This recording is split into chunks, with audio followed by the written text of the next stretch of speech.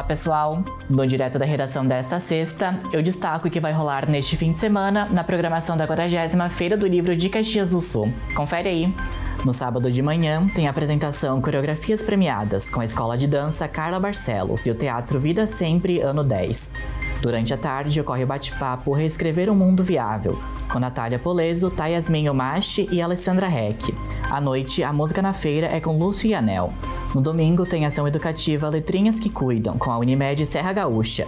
Bate-papo Suspense nas páginas e nas telas, com Rafael Montes e Elisa Serig. A música na feira fica por conta do grupo Macaxeira. E agora falando sobre as eleições municipais, neste domingo o transporte público é de graça para que você possa votar. A liberação do passe livre atende à determinação do Supremo Tribunal Eleitoral de novembro de 2023, que tornou obrigatória a isenção da tarifa nos dias das votações. Os horários dos ônibus serão os mesmos nos dias úteis.